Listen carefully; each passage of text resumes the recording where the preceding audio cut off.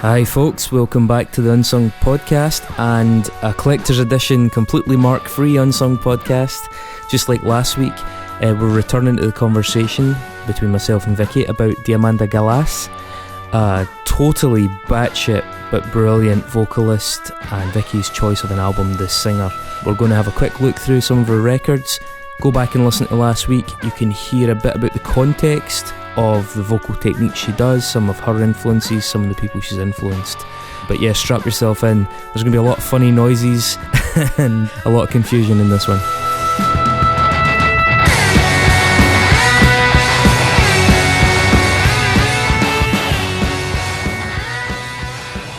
Yeah, so we take a little whistle-stop tour of some of our records. Just some, yeah. We can't possibly be exhaustive.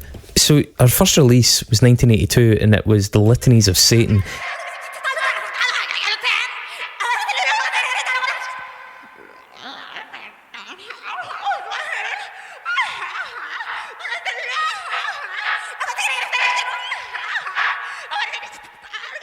Straight off the bat, we were talking about themes, and obviously the AIDS theme is a big part of our career.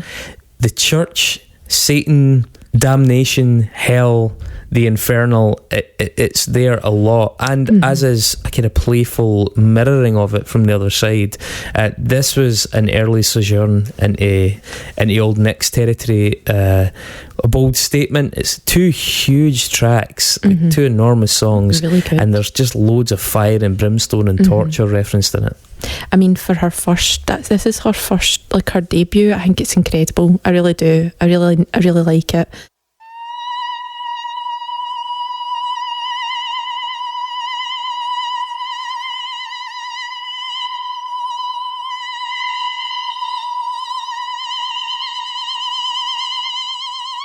The first composition's an adaptation to music of a poem by Charles Baudelaire called Les Fleurs du Mal. Okay. And it's just her. I think she does a lot of like really clear kind of intonation with her words, and you really hear it in that. And she's singing in French and that as well. It's worth checking out. 1984, was that the self-titled one? Yep. I don't know much about this one. What do you make of it?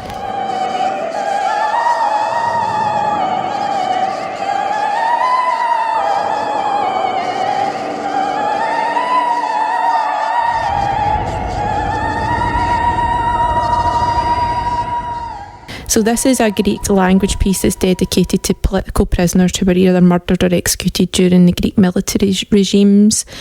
Like I say, a lot of our work is about human tragedy, genocide, stuff like that, suffering, you know. What's really interesting, I think, is that I did the usual thing of looking up some lists where you get kind of fan lists and voted lists, and the results varied, but they almost always seem to alternate between one of these two records being the best, really, and the other being the second best. Yeah, I mean, so best ever was the self-titled, then Litanies. Rate Your Music was the opposite way around. It was after that you started to get the variation in her catalogue. That's interesting. 1986, Saint of the Pit.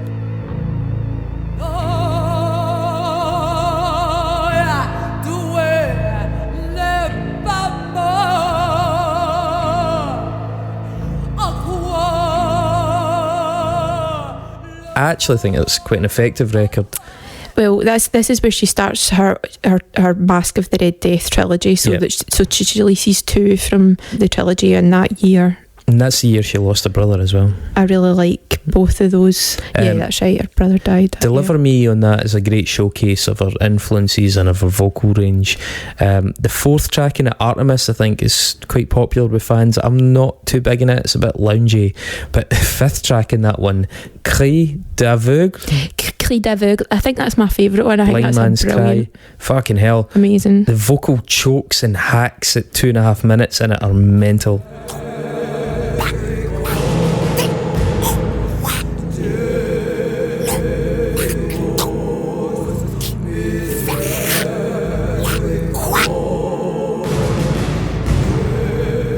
Talking about the insane sounds that are involved in it. That's when it starts to. There's bits that sound like bats and stuff like that. Yeah. But I guess considering the subject matter and terminal illness and watching people die, there's a poignancy to it in that sense. So you had The Divine Punishment and Saint of the Pit in 1986, and then in 88 you've got You Must Be Certain of the Devil. I actually think that might be my favourite out of the three of them. That's a really interesting one. Between that and Saint of the Pit, maybe. Yeah, well, that's, but you must be certain the Devil's got Double Barrel Prayer on it, the second one, which is so good.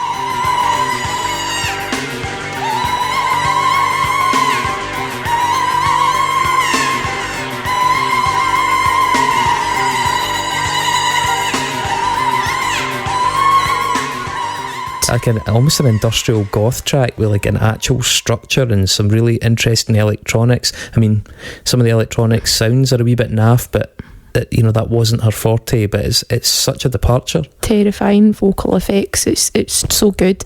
That one that Let's Not Chat About Despair that's on that is amazing. With arms outstretched, do you spend each night and waiting for the devil's little angel cries to bear you in your sleep? Do you wait for miracles in smart hotels? She affects this kind of like evangelical southern accent, but it's so over the top, like it's scornful and obviously quite contemptuous, and the lyrics are all just about people just like we've spoke about before, like people just checking out of reality of AIDS, their inaction, their total complacency towards like gay people dying. And there's a line about how a dead homosexual victim's mother continues to live in the fear of the shame about it, and there's just something so irritatingly banal about that, about how people pray to God and reassure themselves that they're decent people and all of that kind of stuff, but there's all of this kind of like just man-made horror round about them. It's pretty good. A really compelling record that she brought out in 91, I think it's Plague Mass.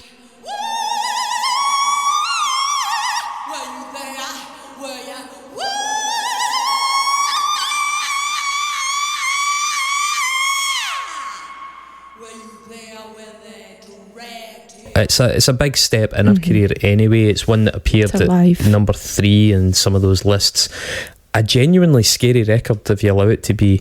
I've got this personal hatred, right, when you go to horror movies, of people that laugh in films that are trying to be earnest. I'm not talking about goofy horror movies, but I'm talking about Hereditary was a good example, right, of a genuinely disturbing horror film where especially men who are actually, you can tell that they're feeling a bit scared, and so their way to counter their fear is to mock, is to laugh out loud and try and demonstrate bravado.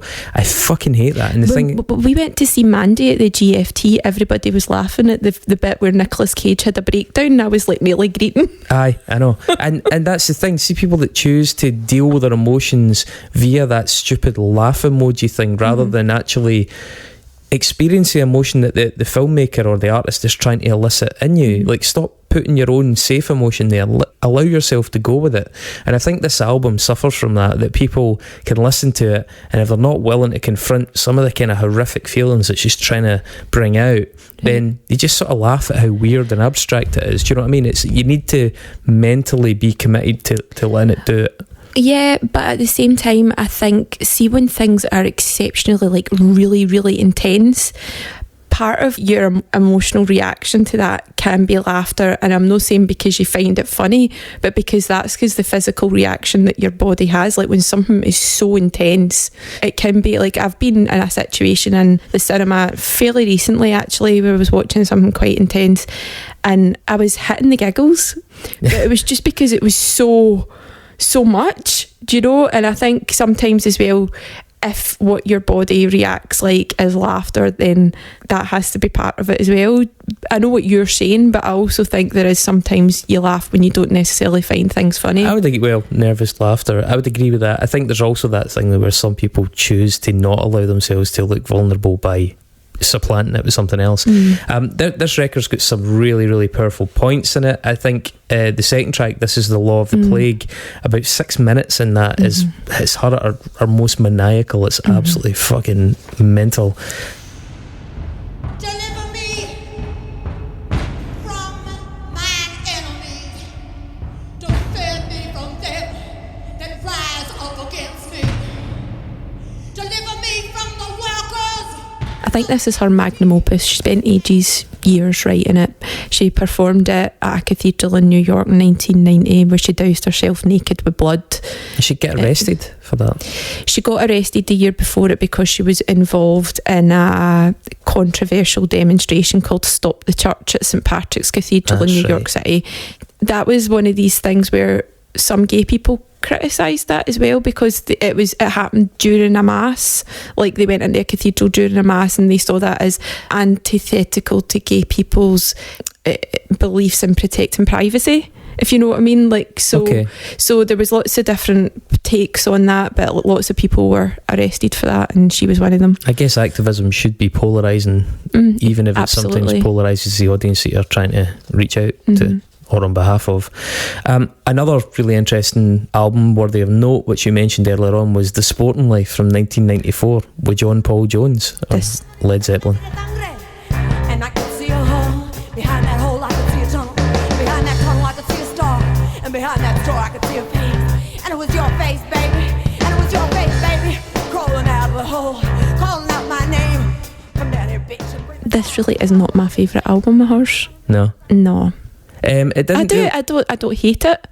I don't love it at all. I don't think it's her best. Didn't show up on too many of the lists particularly high. Another one that had done was The Divine Punishment, but this one, I actually really liked this. I found this, it's funny. It's got a good sense of fun. It's got a healthy sense of humility on her part, given how intense some of what she does is. But I can never forgive.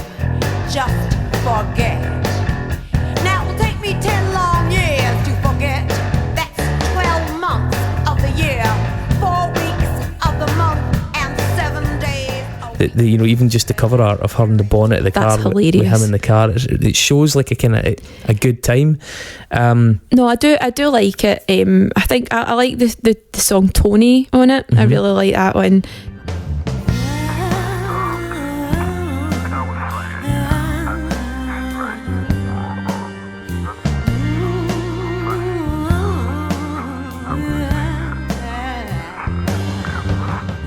I think it's funny that one of the songs is apparently about the song. The Sporting Life is reputably about her and a gang of women hunting down and killing Snoop Doggy Dogg.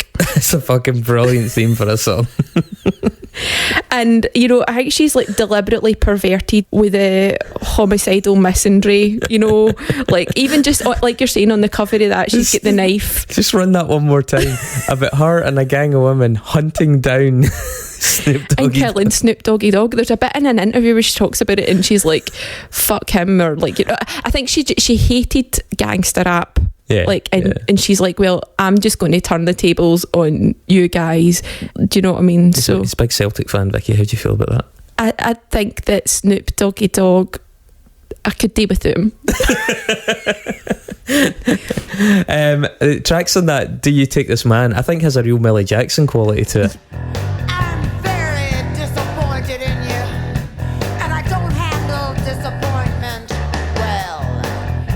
I'd like to say I could forgive you, but I can never forgive. See, this is interesting you say that. She sounds like Tina Turner at times, like in full blown. There's bits where I'm like, that is Tina Turner. Yeah, it's half sung, barked. It's got a monologue to it, and you know what? With that backing band, it sits musically somewhere between Led Zeppelin and Girls Against Boys. It's got a 90s alternative feel with the bass guitar being so prominent, obviously because it's John Paul Jones, but it's much more modern than his work with Led Zeppelin. It's got that 90s alternative noise rock feel. Dark End of the Street as well.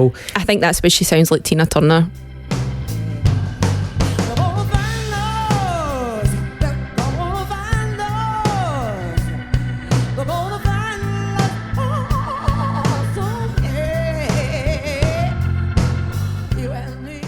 Yeah, that's got a kind of corny conventionality that I think belies a lot of the other stuff that she does. I think another one that kind of stood out to me was Scotosemi. The first track on the album, Yeah, that cool Arabian intro. It's almost like post-rock, but then it goes into this like weird 90s noise funk. We mentioned earlier on, 1986 she did a thing called Schrei X, which I think is meant to be 10, but Shrieks as well, I guess. I think it's Shrieks. Yeah. Shrieks. Shrieks.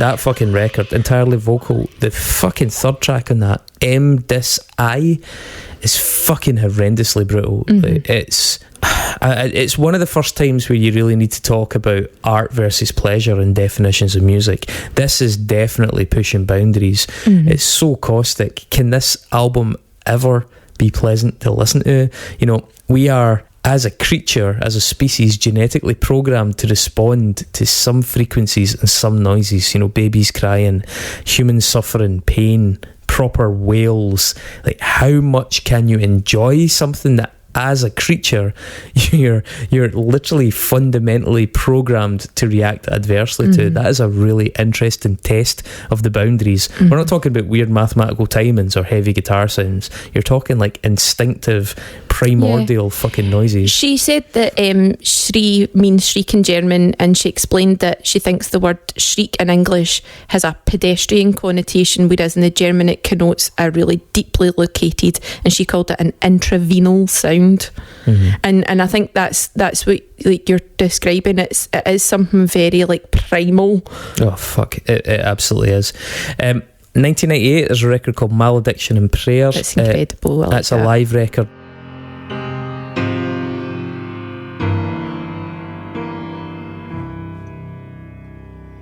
Have you seen the Iron Lady's child? That has a track in it called Iron Lady, which I know is quite significant. Well, she dedicated live versions of it to Aileen Wuornos, you know, the female serial killer. Monster. Aye, that the film Monster with Charlize Theron's about. She was her hero. She said that she was her hero, yeah. In an interview that I read, Diamanda Galás said that she judged herself very harshly because she didn't kill any of the men who perpetrated violence on her, and she said that Aileen Wuornos was her hero because she did kill hers. It's fucking intense, eh? Because I mean, when she was a prostitute, she was also working with a lot of trans people at the time as well, and saw a lot of violence on the streets. I mean, which I'm sure it isn't uncommon, especially not in the likes of New York City at that time. There's a track in that called "My World Is Empty Without You." Oh my god, that is amazing. That is a fucking amazing. That was the Supremes that sang that. Was it? My world is empty without you, babe.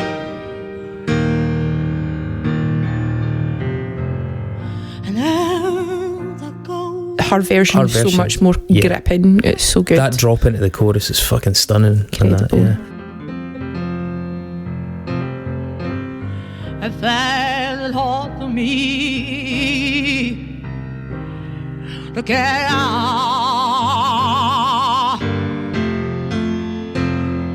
Another record that I think deserves a mention is La Serpiente Canta. And no grave.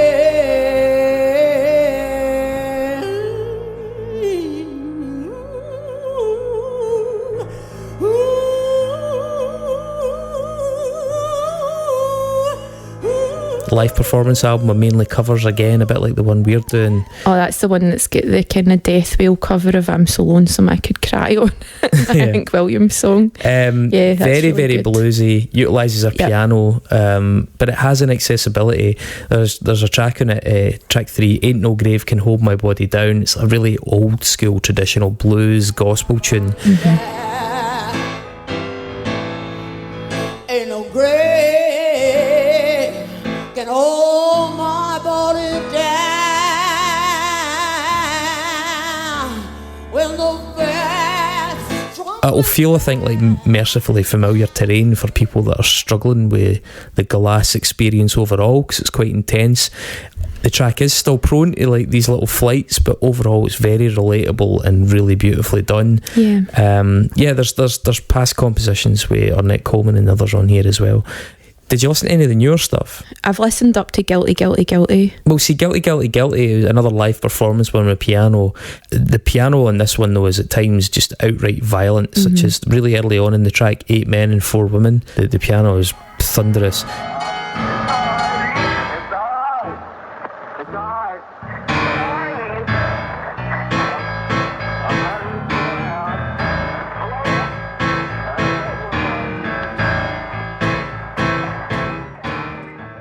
Also, the track on that Long Black Veil is this really brooding sexual thing. I thought that was a really powerful tune. I spoke not a word,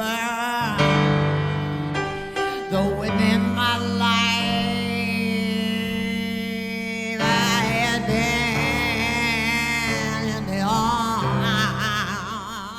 Pretty amazing, and one of those pieces that reminds you just how fucking good she actually is as a musician when she isn't, scaring the shit out of your neighbours.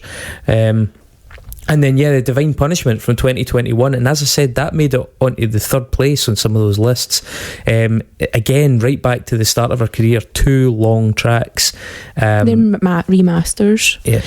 But part of the reason why I had a wee bit of a blip with Diamanda Galas was because when I got into her, I was still buying CDs. But then she had a big problem with her record company because she was on Mute Records, who, unbeknownst to her, sold her back catalogue to EMI, and then she couldn't get rights to her records, and they weren't on streaming services or anything like that, and it took her years and years and years to get them back. So they've only really been available on streaming services since like 2019. So some of her stuff, like La Serpenta Canta, Guilty, and I don't know them as much. This one's extreme. It probably conforms to a lot of the kind of mad ideas that I'm sure a lot of people hold about her in the first place. The first of the 2 tracks, Panopticon, is this weird electronic drone with explosions of vocal lunacy.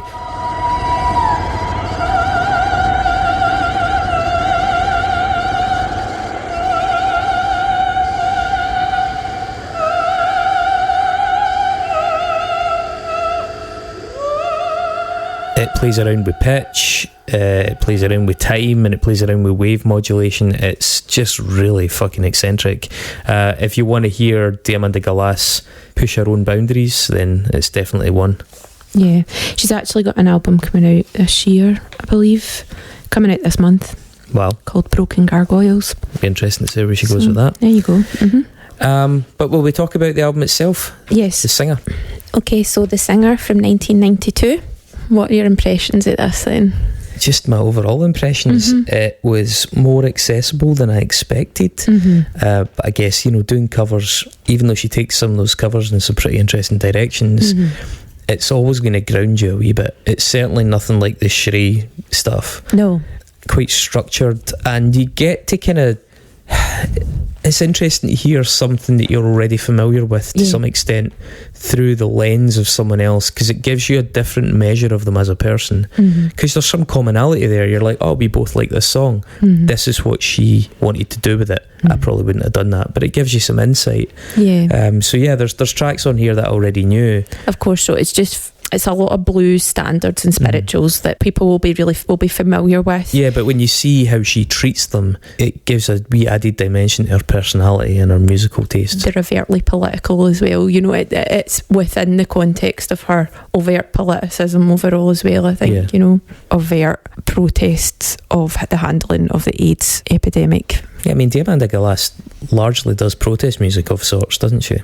Well, that's the thing about her that I think is really refreshing, that she doesn't have a lot of that PR bullshit which you get with modern artists, and she nails her colours to the mast, or whatever that phrase is. I never get that phrase right. You don't get that a lot because she's not... I remember when she was talking in an interview about Rihanna, and you can't really compare Diamanda Galas and Rihanna, right? But in terms of how she presents herself, you can. She was saying that people like Rihanna, Beyonce, and modern pop stars, if you like, work in a cultural chart where they try and anticipate what's going to be cool or lucrative or whatever tomorrow, and then they go with that. Whereas she's just not interested in that, and she's genuinely not. Like, she says some really mental things. Yeah, I mean, the curmudgeonly side to her really facilitates that. The fact that she can afford to be political because she doesn't give a fuck if she pisses people off. She really doesn't. Yeah. And I think that's something that's really... We're losing a lot of that, actually. Absolutely. And that's the punk side of her as well. Exactly, that is the punk side of her, sure. The first track in this, My Love Will Never Die...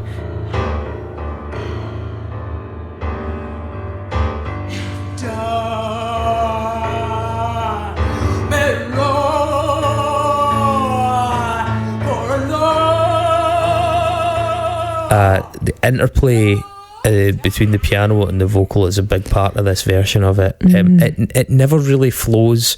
The piano kind of like skips about and reacts to the singing, and the singing reacts to the piano quite a lot. She has a super bold baritone, although it's peppered with a few falsettos, but everything about this song stays quite low. The piano stays quite low too in the register. It's a really interesting, sombre, mature take. Honey, try my love for you will never die.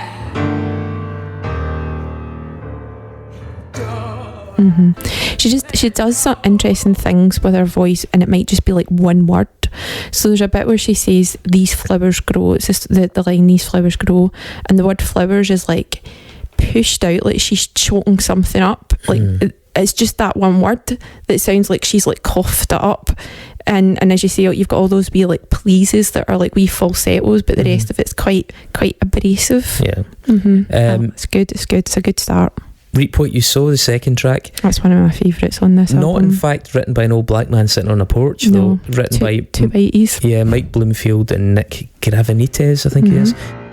You'll never bow with money. What you throw away.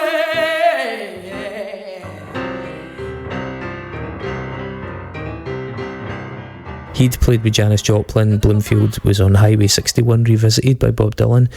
Her piano has a lot of little playful flurries in this, and at times there was one point in particular where the vocals sounded like she was about to do Lulu's Make Me Wanna Shout. Yeah, which is good. Yeah. Absolutely. I'm okay with that track. I think it's alright. You say it's one of your favourites. I like it, yeah. I much prefer the one that comes after it. Were You There When They Crucified my Lord? Were you there when they dragged him to the grave?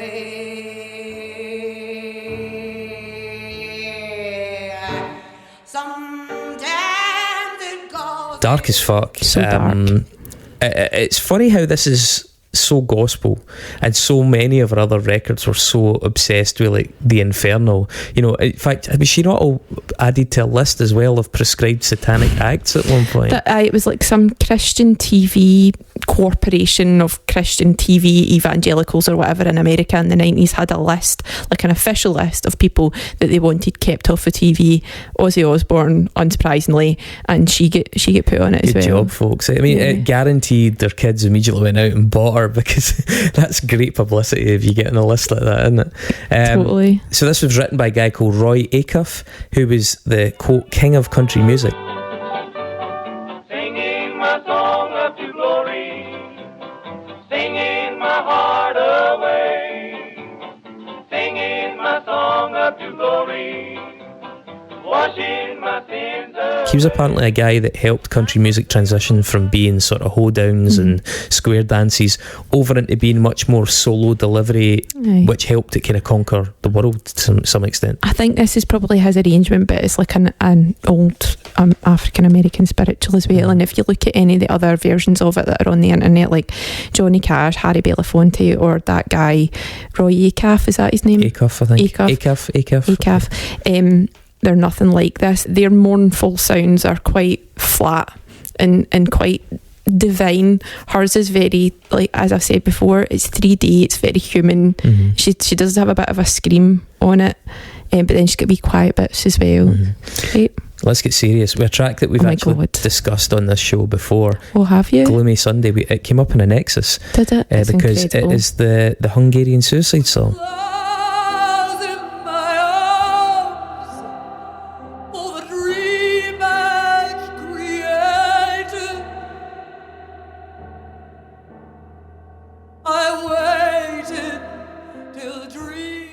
Was it not something like more people have apparently killed themselves to this song or something like that? Yeah, so it was made famous by Billie Holiday.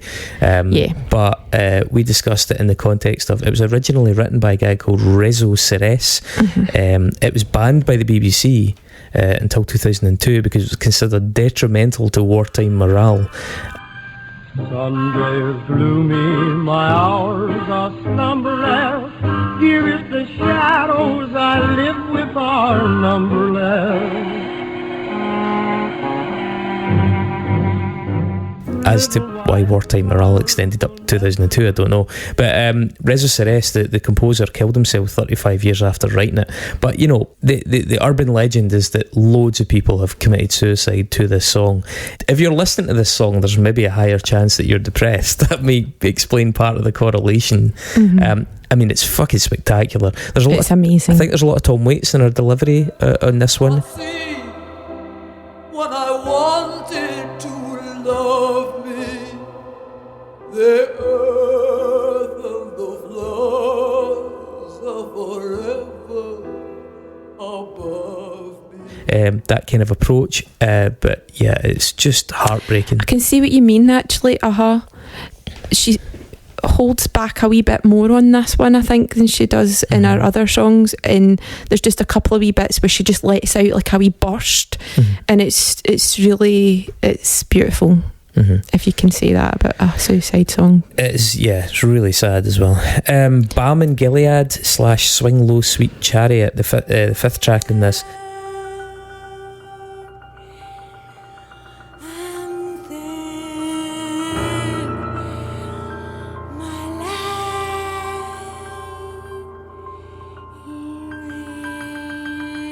Much more freeform, pretty remarkable song. About 2 minutes 40, I think it is, when it suddenly explodes after this really haunting intro. I'm so damn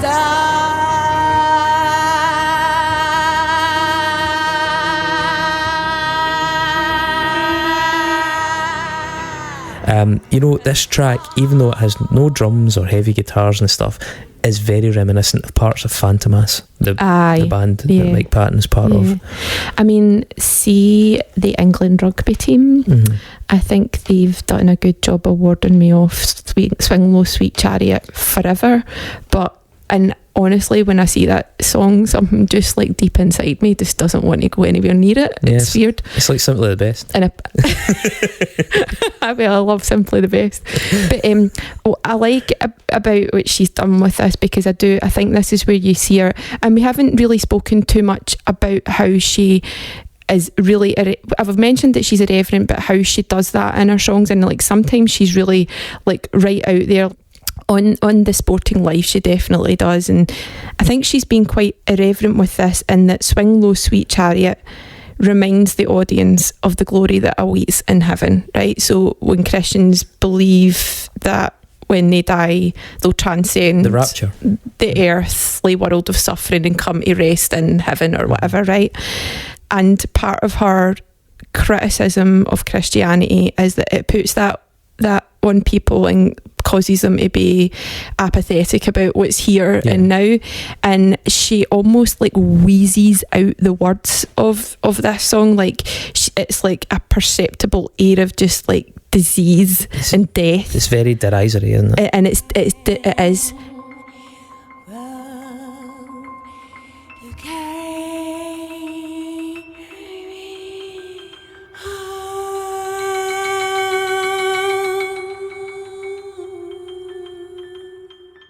And it's scathing, and I appreciate what she's done with it, and I think she does have that sense of humour of over egging the pudding when it comes to stuff like that. How fucking good would it be if at the next Six Nations the English rugby team goes up and sings it like that? Imagine the camera panning across them. Oh my god, Swing low. It'd be fucking brilliant if the whole stadium did it as well. I would. I wouldn't vote for independence if they did that. Oh my goodness. That is hilarious. Track 6, Insane Asylum, a Willie Dixon tune.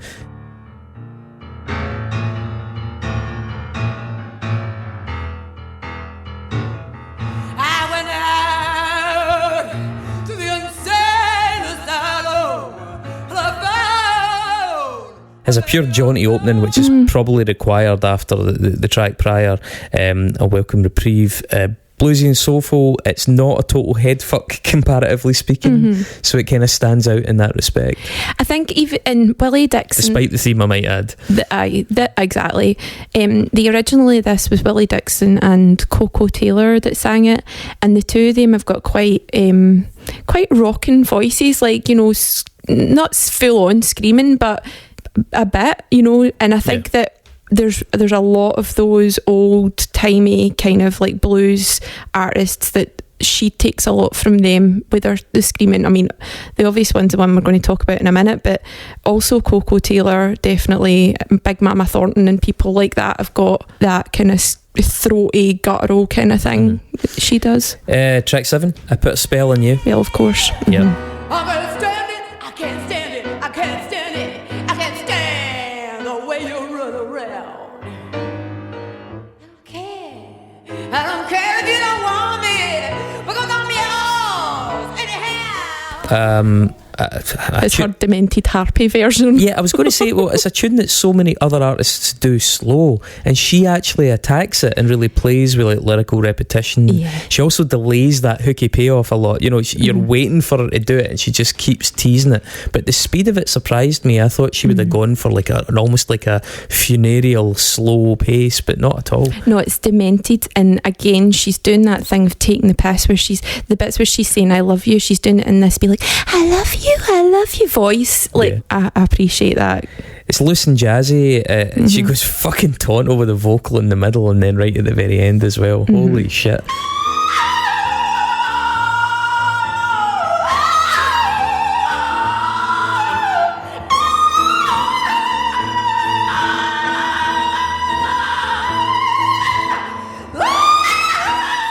Oh, I love this next one. Let My People Go, track 8, her adaptation of a really pretty fucking old song. Yeah. Finds a cure. Oh Lord Jesus, do you think I serve my time? It's really interestingly played. Has these big kind of chord strikes that feel almost quite classical, like it shows that classical training in ear. The piano's soaked in a really beautiful reverb as well. We didn't actually mention that, but one of the things about Gloomy Sunday on this is just how beautifully produced it is. Like the reverb is gorgeous. This is a really dense, heavy, deep delivery, a little bit similar to track 1 where it doesn't go above a certain register, and there's so much dynamism in the piano play. I think this is tied with Gloomy Sunday for my favourite on the record, to be honest. 8 legs of the devil now are crawling up as high.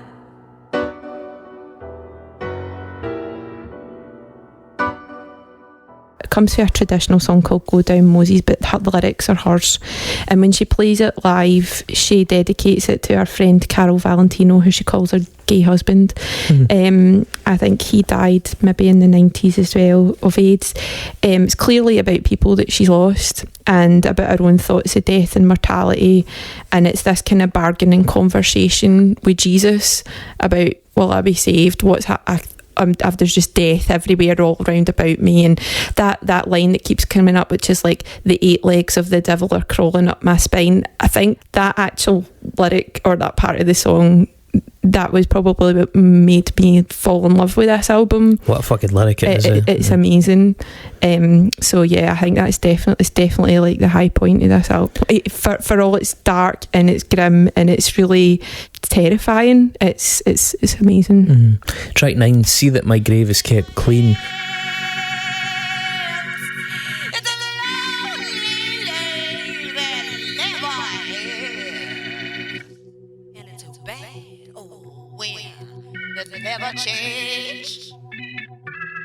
Different feel to it. It reminds me more of The Sporting Life, actually. Okay, but it's played with organ and not piano. It's also got this kind of CB radio production at the vocal. One of the things that really struck me about this tune that I think is actually brilliant is that all the way through there's a single organ note that's played like a little heartbeat, and that is almost a percussive feature in the song. It's very gentle as well, it's so delicate. I think that was excellent, and the other organ sort of dances over it, sparring with the vocal. It's a really interestingly recorded song, performed, produced. I'm not a huge fan of the melody really, but I love the way it's been delivered. Yeah. And then track 10, Judgment Day, an authentic Galas howling. Oh, definitely. Yeah.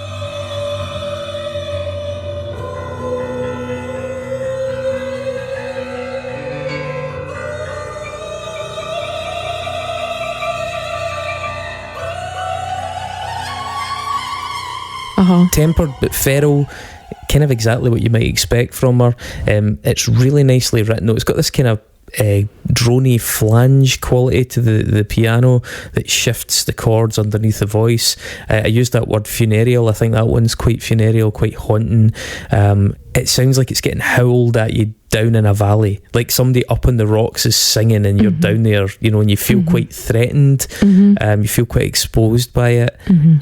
It's again, as you said with the last one, it's kind of horrifying, but it's also excellent. Yeah, I agree. It straddles that.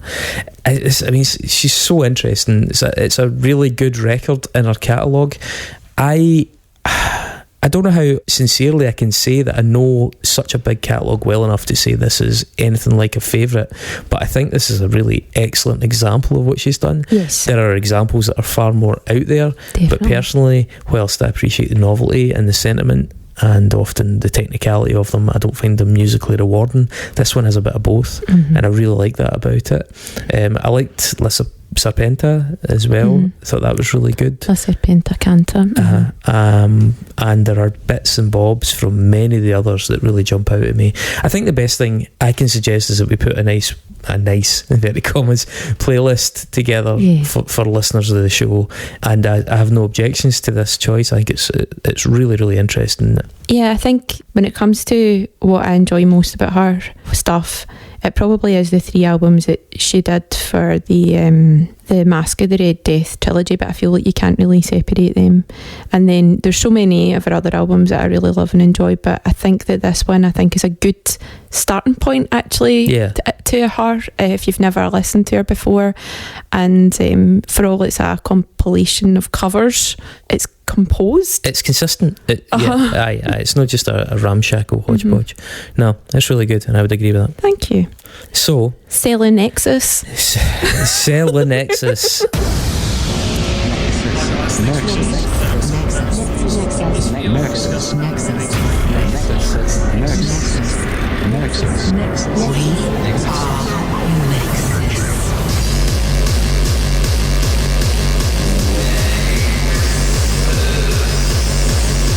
A complicated series of connections between different things. Right, Sestla Nexus. This was a good choice this week, actually, and I think it was another one of those ones where it could be a low-key flex. It comes from Corey Robinson. Corey has the privileged position of also being an Analog Record Club member.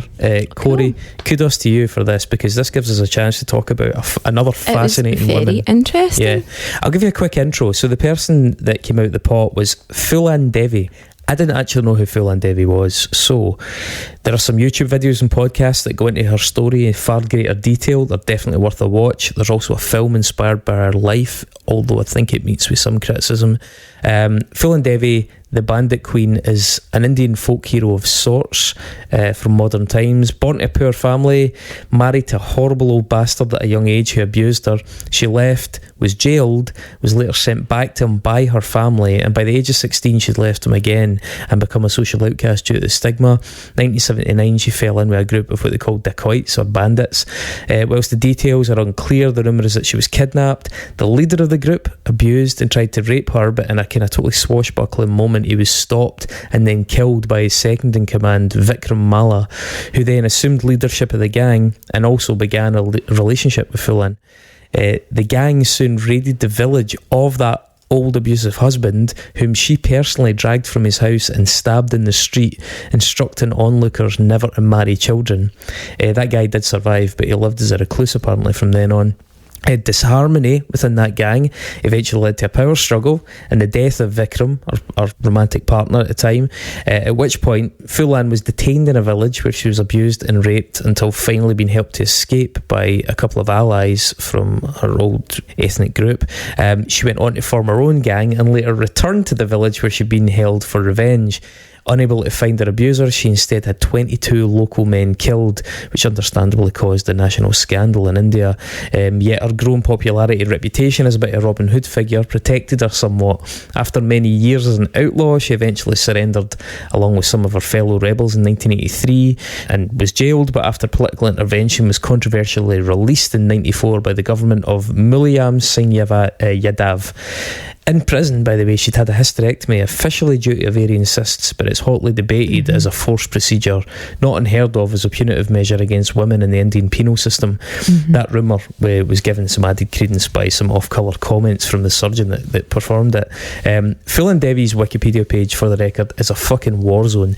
You can really see the competing narratives making their own updates and corrections as you read it. You know, people on one side of the argument or the other, because she's a polarising figure, especially in India.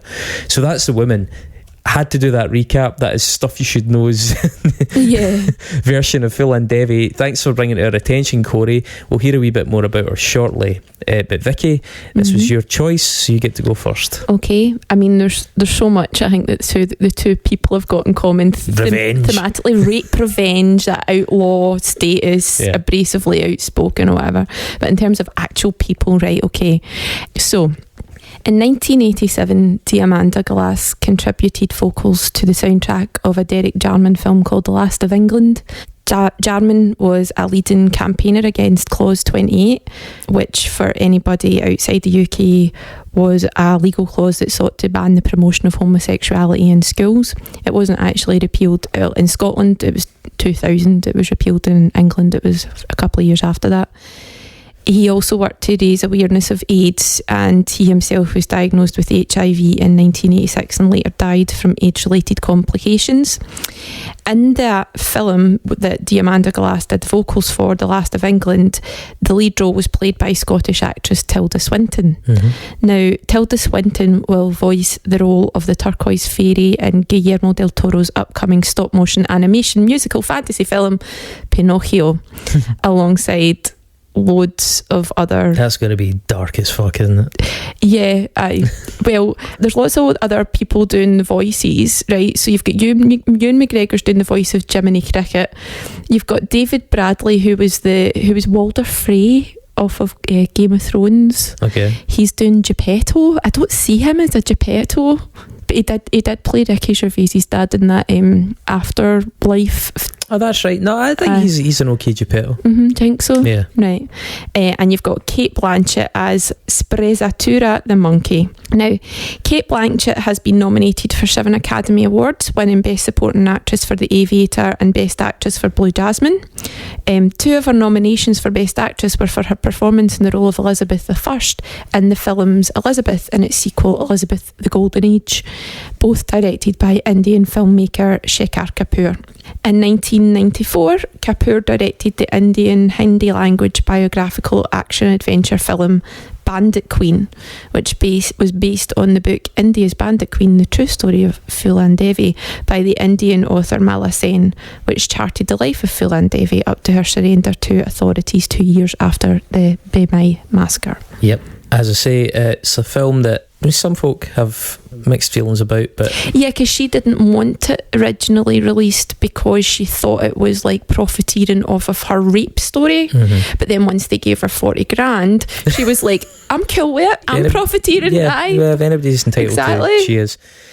So Diamanda Galás is featured in the book Feminist Endings, Music, Gender and Sexuality by the musicologist Susan McClary. In that, she discusses Diamanda Galás challenging narrow, quote, roles of women in opera. Susan McClary in that same book also featured in a hilarious article from a website called A Voice for Men. Hopefully the irony was obvious there. That website's something of a private eye for incels and dads with restraining orders. Oh, when will men have a voice? A voice for men, finally. The headline on the article that mentions Susan McClary: women bishops condemn pipe organ as instrument of toxic masculinity on International Women's Day. a satirical thing, you know. I guess it's an attempt at being the Onion. It introduces the article trying to satirise the phallic nature of pipe organs and the masculine nature of performance of certain pieces. It's just as funny as I'm sure it sounds. One can only assume the writer's both celebrated as a Swiftian level satirist and doesn't see his kids. So that site, A Voice for Men, is the homepage of a movement started and overseen by a particularly unpleasant guy called Paul Elam. He heads a for-profit, of course. Elam is male backwards. Oh, fuck. Something's not adding up. Maybe this is all staged. He heads a for-profit, you know, and all these guys that are the heads of these fucking awful things seem to work for profit. Look at Alex Jones. Company and think tank whose central fixation is the belittle and emasculation of the modern male, thanks to apparently rampant feminist movement, drunken power and estrogen. Are yous? Speak up. A bit, aye. A wee bit, aye. Ask Diamanda Galas. You swaggered in here the night, yeah. Drunk on estrogen, that's bizarre. So yeah, A Voice for Men, you can visit their Red Pill shop on the website, presumably to pick up an Elliot Rodger tote bag, the new R. Kelly record or something. Honestly, it's called the Red Pill shop. Does it have Elliot Rodger tote bags? No, that was just my suggestion, but I think they would sell pretty well, judging by their audience. Dark. In 2018, they finally earned their badge, being classified as a male supremacist hate group by the Southern Poverty Law Centre. That was likely due in no small part to things like, in early 2011, A Voice for Men created the website Register Her, a wiki page which initially listed the names, addresses and other personal information of women convicted of murdering or raping men, but then expanded to include women supposedly guilty of false rape accusations or, quote, anti-male bigotry. The page also released the personal information of women who protested against the men's rights movement, MRM, mocked it online, or generally espoused feminist ideas and support. You could be on there, Vicky. Paul Elam, male backwards, publicly declared that there would no longer be, quote, any place to hide on the internet for lying bitches. What you going to do now? I'll have to stay off the internet. Oh no! Start your own internet. Just do what he does, www, but do it backwards. Now, a similarly minded Indian entrepreneur and frequent masturbator is a guy called Anil Kumar, co-founder of SIFF, S-I-F-F, the Save Indian Families Foundation, an Indian NGO and advocacy group unifying the efforts of a myriad of men's rights groups in India and pro-family groups. Ostensibly, they claim to be fighting dowry harassment. Dowries, by the way, are payments made by brides to their new husband or husband's families. It's a historical practice still popular in India, but has a number of adverse noted side effects, including preferential abortions, since male children can bring families money versus costing them money. Amnesty International also asserts that it perpetuates child marriage, and furthermore, it is widely considered to contribute to high levels of violence against women, including physical assault, acid attacks, and even murder when women are unable to pay the high fee. SIFF claims that these supposed crimes are a myth, and that in fact the dowry system is abused and exploited by many women somehow to their financial benefit, ultimately leading to men, the oppressed men of India, being punished for violence and denied access to children out of spite or malice. The theory being, as I say, that men in India have got things pretty tough, aside from the fact that marital rape is still legal, of course, in India. And Anil Kumar is an outspoken admirer of Paul Elam. He's quoted him in a number of articles and interviews. There's a Vice documentary actually about the rise of the kind of Indian men's rights movement that you can see online, and during the interview he discusses, you know, how influential the A Voice for Men site was in his work. So in April 2014, the Save Indian Family Foundation encouraged voters to support the Samajwadi Party, or alternatively vote none of the above, because the Samajwadi Party had stated that it opposed the alleged misuse of gender bias laws. Gender bias laws were supposedly designed to flatten legal treatment in issues such as culpability for spouse suicide. So, you know, men felt they had a pretty raw deal in certain legal issues in India, and the gender bias laws were amplifying that. And so this party, the Samajwadi Party, were campaigning against that. However, they conspicuously didn't feature a real corrective measure against domestic violence and sexual assault. Now, Fulan stood for election in Uttar Pradesh as a member of the Samajwadi Party, whose government at the time had withdrawn all the case against her. Remember when she was released from prison? That was them that did it, and she stood for them. What they went on to represent to some is pretty objectionable. She'd actually won the election and served as an MP, and when she was assassinated by 3 gunmen outside their home, shot 9 times. By the way, with that assassination, unsurprisingly, a lot of skullduggery there. The gun or guns went missing, I believe, supposedly courtesy of a party member and some accomplices, all of which is kind of tying back to this men's rights movement and also her historic status as a figure of distaste in many parts of Indian society. So that was another Stuff You Should Know episode there. That was fantastic. I know, but I really was an interesting cat person. I didn't know anything about her before. So 2 fantastic women. Well, 3 if you count Vicky. Thanks. You patting the head for a guy. I'm going to rename myself Paula Elamif. It's very clever. Somebody else is very clever is Mark. Yeah. Somewhere, wherever he is, Barbados, Vienna. I think he's in Barbados. Mark will be back next week. Barbados or Vienna, exactly. Yeah. Mark will be back next week, and he's got something up his sleeve. He wouldn't. A tattoo. But he has got his number of tattoos. That's also very clever. But he's got something up his sleeve. He wouldn't let on what it was, but you, the listener, will get to enjoy it. I will be away on tour. What will it be? Yeah, so when the cat's away, the Mark will play. Yeah, exactly. Okie doke, that was great. And let's see what that boy produces next week. Okay, cheers.